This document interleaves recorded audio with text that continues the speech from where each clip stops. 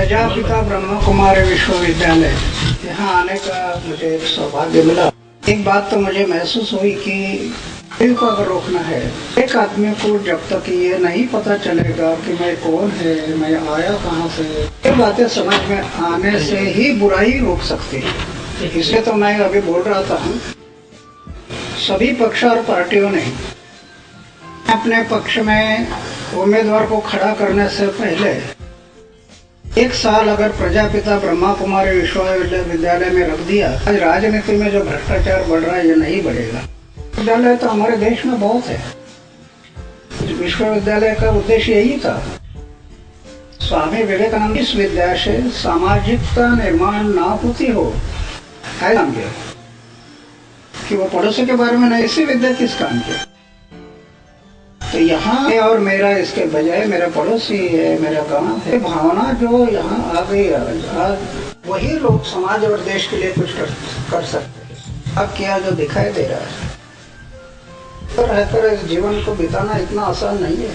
तो कोई भी उसकी संकल्पना नहीं कर अवैध रहकर अपना जीवन समाज और देश के लिए बिताना, 4 साल की तपस्या करने वाला विश्वामित्र को भी धोखा था। मन इतना चंचल है, मन इतना तेज है, इतना धोखेबाज है।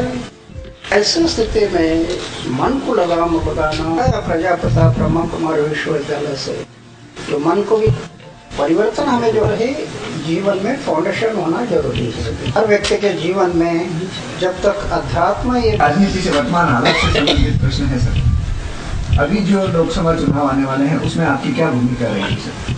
एक पक्ष और पार्टी से इस देश के लिए उज्जवल भविष्य रहा नहीं। और देश की सोच कर हंगामा है, तो अपने स्वार्थ के लिए हंगामे कर रहे हैं। हमें तो एक और भी खतरा जो लग रहा है कि प्रादेशिक पक्ष ये और भी देश के लिए खतरे बन रहे हैं। सेंटर दबाव निर्माण करना और दबाव निर्माण करके अभी जनता के ध्यान, वोटर के ध्यान में आना चाहिए।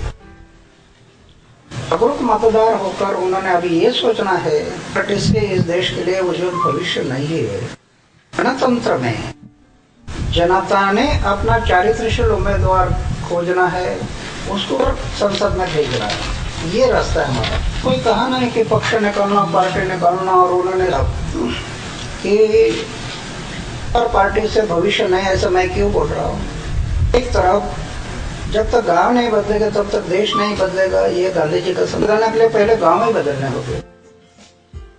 अर्थनीति बदलनी है तो गांव की अर्थनीति बदलनी पड़ेगी, अर्थनीति बदलनी।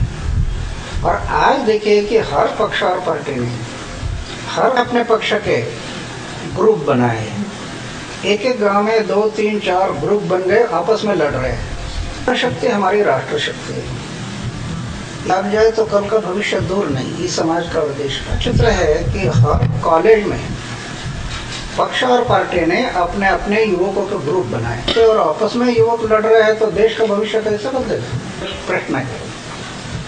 जगेगी नहीं, मुझे पता नहीं क्यों, कि बहुत से लोग कुंभकर्ण बनकर सोए, उनको याद ही नहीं आती। लेकिन मुझे विश्वास है, अगर 1.5 साल मैं घूमा देश में, तो 6 करोड़ लोगों को मैं संगठित करूंगा। 6 करोड़, तो सरकार का नाक दबाने से मुंह खुल जाएगा। तो फिर से मैं होगा रामलीला मैदान, और देश की जनता होगी तिरंगा लेकर रास्ते पर। जनता फिर कहेगी सरकार को, Jan Lokpal law, right to reject law, न तो जाओ। ये होगा। वो तो आज सोचते हैं का आदर्श लेना। अभी मैं रामलीला में बैठ गया, थोड़ा लोग रास्ते पर आ गए। क्यों आ गए? मेरे जीवन में 75 साल में इतना भी दाग नहीं लगने दिया, इतना भी बैंक बैलेंस नहीं। मंदिर में रहता हूँ, सोने का एक बिस्तर, खाने का प्लेट, इस तरफ तो लोग देखते हैं ना, इसीलिए लोग खड़े हो जाते हैं। तो ये बात इन लोगों के समझ में नहीं आती। भगत सिंह के बल्ले यही सोचा था कमीशन के बारे में। भगत सिंह ने उनके बलिदान की ये कीमत कर रहे हैं आप लोग।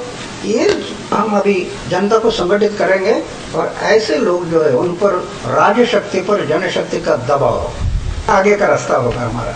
आंदोलन की शुरुआत कहाँ से करेंगे? शहीद 2 मई 31 मार्च।